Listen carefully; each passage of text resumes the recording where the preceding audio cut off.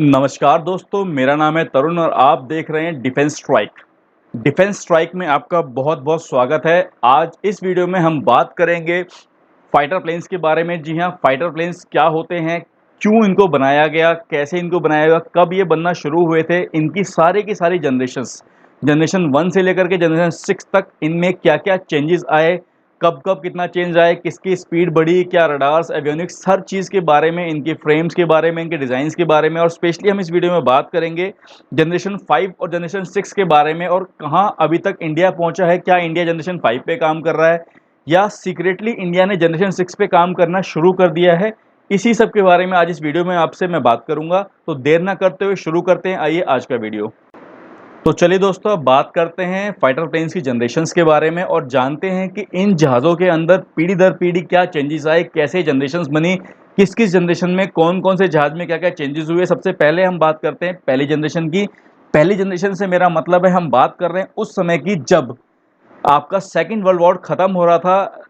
उस समय इन लोगों को जहाज़ों की ज़रूरत पड़ने लगी और उनको एहसास हुआ कि एक ऐसा इक्विपमेंट होना चाहिए हमारे पास में जो एयर में जाकर के दुश्मन पे हमला करे, क्योंकि वर्ल्ड वॉर सेकंड तक हम लोगों ने सिर्फ गोलियों से, तोपों से और हथगोलों से, इन चीज़ों से लड़ाई की थी। तो इनका एक्चुअल विकास स्टार्ट हुआ फाइटर प्लेन्स का, जिनको हम एक्चुअली में कहते हैं कि ये फाइटर प्लेन है। इसका मतलब होता है कि वो फाइट करेगा। तो सबसे पहले जहाज़ों के अंदर लगाई गई गन्स, उड़ने वाले जहाज़ होते थे उनके अंदर गन्स लगाई गई और उनको थोड़ी तेज़ गति की आवश्यकता हुई। तो जो पहली जनरेशन के जहाज़ थे वो चलते थे आपके 0.3 मैक से लेकर के 0.8 मैक तक, जो आपके पहली जनरेशन के जहाज़ थे। और उनके अंदर सिर्फ एक गन होती थी और गन के अलावा कोई और हथियार नहीं होता था। धीरे-धीरे जब आवश्यकता पड़ने लगी तो उस गन के अलावा लोगों ने उसके अंदर से बॉम्ब्स को गिराना शुरू किया, जिनका इस्तेमाल द्वितीय विश्व युद्ध के बाद भी किया गया था और वो सारा का सारा काम होता था मैनुअली। इन विमानों की जनरेशन का जो ये डेवलपमेंट हुआ था, ये हुआ था 1940 से लेकर के 1950 के अंदर में। और उस समय जो ये जहाज़ चलते थे वो चलते थे 0.3 टू 0.1 मैक, जिसे हम लोग सबसोनिक स्पीड कहते हैं। जनरेशन 1 में जो जहाज़ आते हैं जिनका डेवलपमेंट 1940 से 1950 के बीच में हुआ था, उसमें हम F-86 की बात करते हैं और MiG-15 की बात करते हैं। दोनों की इमेज आप स्क्रीन पे देख पा रहे हैं। ये जो आप देख रहे हैं ये है F-86 और अब जो आपकी स्क्रीन पे आ रहा है ये आ रहा है आपका MiG-15। अब हम बात कर लेते हैं दूसरी जनरेशन की, सेकंड जनरेशन की। सेकंड जनरेशन के जहाज़ों का डेवलपमेंट हुआ था वो हुआ था 1950 से लेकर के 1960 के दौर में। सबसे पहले तो इस दौरान सबसे जो मेजर चेंजेस हुए गए थे वो हुआ था रडार का। लोगों ने रडार का इस्तेमाल किया था जहाज़ों के अंदर और इसके साथ ही क्योंकि रडार लग गए थे तो एयर टू एयर मिसाइलों का विकास हुआ।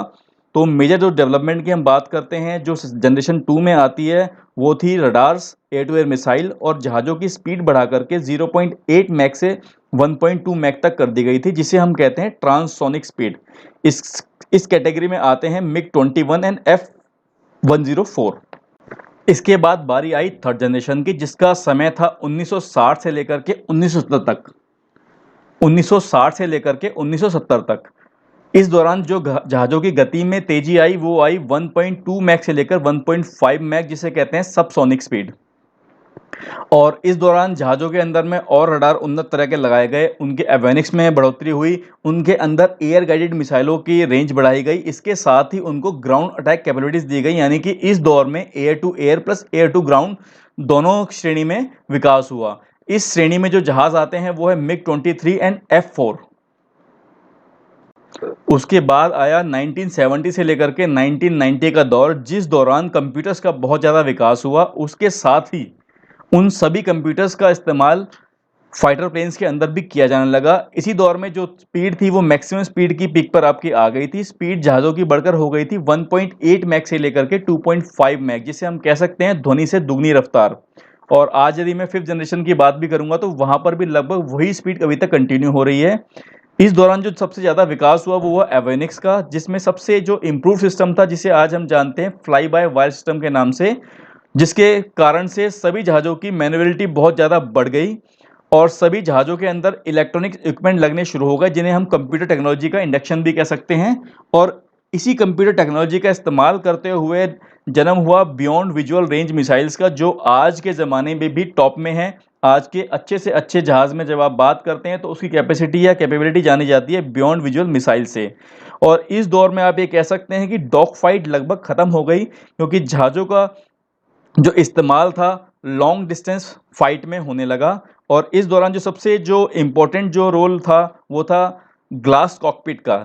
जो आपके फाइटर प्लेन्स होते थे उनकी पूरी जानकारी पायलट्स को उनके कॉकपिट में मिलने लगी, उनके स्क्रीन के ऊपर, और उनको हर तरफ देखना नहीं पड़ता था, जो कि इस डेवलपमेंट का सबसे अहम रोल था। और अब इन जहाज़ों का इस्तेमाल मल्टी रोल एयरक्राफ्ट के रूप में होने लगा। बॉम्बर्स अलग से बनते हैं और अलग-अलग रोल इनके होने लगे हैं। और इस फैसिलिटी का इस्तेमाल करते हुए ग्लास कॉकपिट और कंप्यूटर्स का अब हम आसानी से मिसाइलों को लॉक डाउन कर सकते हैं या किसी भी टारगेट को लॉक डाउन करके उसको शॉट डाउन कर सकते हैं with the help of this computers. और इन्हीं कंप्यूटर्स को हम इलेक्ट्रॉनिकल वारफेयर के नाम से भी जानते हैं। आज की दुनिया में जितने भी जहाज़ों का इस्तेमाल हो रहा है, मैक्सिमम कंट्रीज़ जो इस समय इस्तेमाल कर रही हैं जहाज़ों का, वो कर रही हैं 4th जनरेशन का, चाहे वो इंडिया हो, जापान हो, कोई भी कंट्री हो। इसके अंदर जो जहाज़ आते हैं, आप जब जो नाम सुनेंगे आपको लगेगा लगभग सभी कंट्री के पास यही जहाज़ हैं, जैसे F-15, F-16, साब ग्रिपन, मिग-29, मिराज 2000, F-18, जैगुआर। आप जब इंडियन आर्मी को भी देखोगे तो आप देखोगे अभी जो हमारा बालाकोट में हमने एयर स्ट्राइक की थी उसमें भी हमने इन्हीं जहाज़ों का इस्तेमाल किया था, मिराज 2000 का, मिग-29 का, और F-16 का इस्तेमाल किया था पाकिस्तान ने, और जैगुआर्स का इस्तेमाल किया था हमने। तो आप ये कह सकते हैं इस समय जनरेशन जो चल रही है वो यही जनरेशन चल रही है, और इस समय दुनिया जो कोशिशें कर रही है 5th जनरेशन की तरफ जाने की कोशिश कर रही है। आइए अब आपको समझाते हैं 5th जनरेशन के बारे में। 5th जनरेशन की जब हम बात कर रहे हैं तो इनकी शुरुआत हुई थी सन 2000 के आने के बाद। इसकी स्पीड जो है लगभग सेम है जो हमारी पिछली जनरेशन में इस्तेमाल हुई है। इसके अंदर जो नए फीचर्स का इस्तेमाल हुआ है वो हुआ सुपर क्रूज़ का। सभी जहाज़ों का जो एयर फ्रेम है उसमें बहुत ज़्यादा चेंजेस आए हैं। इसके अंदर एयर इंटेक्स का इस्तेमाल किया गया। इसके अंदर जो सबसे इम्प्रूव चीज़ लगाई गई थी वो लगाया गया था सीक्रेट स्टेल्थ।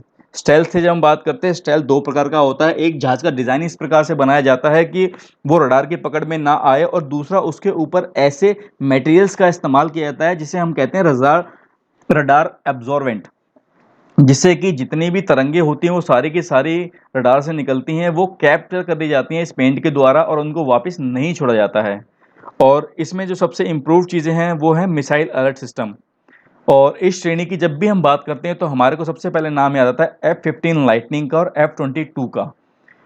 तो इस कैटेगरी के अंदर अभी सिर्फ यही वो 2 जहाज़ हैं जो इस समय एक्चुअल में जिन्हें हम 5th जनरेशन जहाज़ मानते हैं और किसी देश की सेना के पास में मौजूद हैं। इनको बनाया है अमेरिका ने। इसके अलावा एक जहाज़ जिसको चाइना कहता है कि ये 5th जनरेशन है, जो है चेंगडू J-20, और इसके अलावा एक और जहाज़ है जिस पे रशिया काम कर रहा है जिसका नाम है पाक FGFA। इसके अलावा अभी तक किसी भी कंट्री के पास में ना ही कोई 5th जनरेशन का जहाज़ है, और हर कंट्री इसको बनाना चाहती है, लेकिन जितनी कंडीशंस होती हैं 5th जनरेशन का जहाज़ बनाने के लिए, पूरा करने के लिए, वो कहीं न कहीं अभी तक लैग कर रही है। तो इसी के कारण से जन्म हुआ है एक और कैटेगरी जिसको हम कहते हैं जनरेशन 4.5।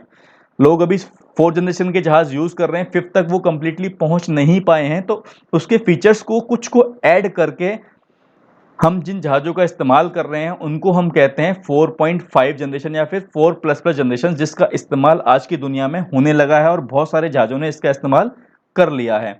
इस कैटेगरी की जब हम बात करते हैं तो इसमें जो इम्प्रूवमेंट की गई है वो उसमें की गई है सेंसर्स के अंदर में, उनके अंदर दी गई है बेटर नेटवर्किंग। अब जो स्क्रीन पे सिस्टम मिलता था वो सारा का सारा अब चला गया हेलमेट माउंटिंग के ऊपर, कि आपका जो हेलमेट होता है उसके अंदर ही पायलट को सारी जानकारी मिल जाती है। और जितनी भी हमारी लॉन्ग रेंज विजुअल मिसाइल्स होती हैं बियॉन्ड विजुअल रेंज, उनका भी अब दूरी को जो है बढ़ा करके और ज़्यादा लंबी दूरी का उनको बनाया जा रहा है। इस कैटेगरी के अंदर जो जहाज़ आते हैं वो राफेल, Su-35, यूरोफाइटर, टाइफून, इस तरह के जहाज़ आते हैं। राफेल के बारे में आप जानते हैं, इंडिया ने रिसेंटली राफेल को लिया है जो कि एक 4.5 जनरेशन का विमान है। दोस्तों अभी तक मैंने आपको बताया जनरेशन 4.5, 5, 1, 2, 3, 4, इन सब जनरेशन को देखकर आपको लग रहा होगा कि मतलब जनरेशन ऐसी आती रहेंगी, चीज़ें बढ़ती रहेंगी। लेकिन मैं आपको एक चीज़ बताता हूँ कि जितनी तेज़ी से जनरेशन अब बढ़नी शुरू हो गई हैं, उतनी ही तेज़ी से जनरेशन्स का ऑब्सोलीट होना शुरू हो गया है। इसका आपको मैं एक लिटिल एग्जांपल समझा सकता हूँ कैसे। अभी थोड़े दिन पहले जो घटनाक्रम हुआ था इंडिया और पाकिस्तान का, उसके अंदर में जब हमारे फाइटर प्लेन्स गए थे, पाकिस्तान में हमला करने, तो हमने दिखाया था कि हमारे जो 4th जनरेशन फाइटर्स हैं वो कितने इफ़ेक्टिव हैं। लेकिन जब पाकिस्तान ने रिटेलिएट किया, उसके F-15 जहाज़ जब हमारे पास आए, तो हमारे पास मौजूद 4th जनरेशन के जितने भी जहाज़ थे, चाहे वो सुखोई हो, चाहे जैगुआर हो, चाहे हमारा मिग-29 हो, कहीं न कहीं ये क्लियरली समझ में आ गया कि अब ज़माना बदल चुका है और हम एक F-15 का मुकाबला उस तरीके से नहीं कर पाए और हमारे जहाज़ गिर गए। यदि आप चलने की बात करते हैं, तो आज आप जानते हैं कि अभी तक भी हम लोग मिग-21 का इस्तेमाल कर रहे हैं, जो कि हमारा 2nd जनरेशन का जहाज़ है। वो अभी तक भी इतना इफ़ेक्टिव था कि हम उसका इस्तेमाल कर रहे थे, लेकिन अब जिस तेज़ी से जनरेशन 4.5, 5 और हम 4 की अगर हम बात करें, तो इसमें जो चेंजेस हुए हैं, उसकी जब हम बात करें, तो आप ये समझ लीजिए कि जहाज़ों की दुनिया बदलने वाली है। और बदलाव का सबसे बड़ा कारण कब आएगा? अब दुनिया इस समय बात कर रही है जनरेशन 6 की। जनरेशन 6 की जब हम बात करते हैं, तो उसमें इतना मेजर गैप है जनरेशन 4 और 6 के बीच में। अगर मैं बात करूं, 5 जनरेशन तो अभी तक किसी भी कंट्री ने बनाने की शायद कोशिशें भी इतनी तेज़ी से नहीं की हैं, क्योंकि सिर्फ एकमात्र कंट्री ऐसी है जो ऑफिशियली अभी 5th जनरेशन का जहाज़ आपका चला रही है। तो अब आने वाले समय में दिक्कत ये है कि अभी तक मेजर जो कंट्रीज़ हैं वो या तो 4th जनरेशन यूज़ कर रही हैं, 4.5, 5 जनरेशन यूज़ ही नहीं कर रही हैं, और बहुत सारे देशों ने 5th जनरेशन का गैप लेकर के सीधे 6th जनरेशन पे काम करना शुरू कर दिया है।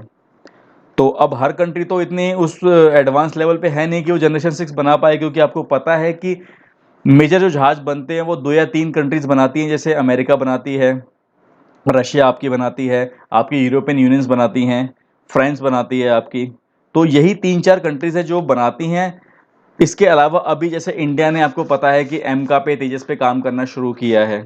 जापान ने भी अपना एक 5th जनरेशन फाइटर पे काम करना शुरू किया है। लेकिन ये जो डेवलपिंग कंट्रीज़ हैं, जैसे इज़राइल है, जापान है, इंडिया है, इवन चाइना तो क्लेम करने लगा है कि उसका जेंगडू आपका 5th जनरेशन है। इनके ऊपर कहीं न कहीं अभी से इतना प्रेशर आ गया है, क्योंकि अनऑफ़िशियली अमेरिका ने बोल दिया है कि उसने अपना 6th जनरेशन का जहाज़ बना लिया है। और इसके साथ ही इंग्लैंड ने भी अनाउंस कर दिया है कि टेम्पेस्ट नाम से वो एक 6th जनरेशन का जहाज़ बना रहा है। तो आप सोचिए, जो कंट्रीज़ अभी 4th जनरेशन यूज़ कर रही हैं, कुछ कंट्रीज़ ने दूसरी कंट्री से 4.5 जनरेशन के जहाज़ लिए हैं। कब वो 5th जनरेशन बनाएँगी? कब वो 6th जनरेशन बनाएँगी? और सबसे ज़्यादा हम बात करते हैं इस समय इंडिया की। इंडिया जो इस समय काम कर रही है, वो कर रही है तेजस पे, जो कि आपका सिंपली एक 4th जनरेशन जहाज़ है।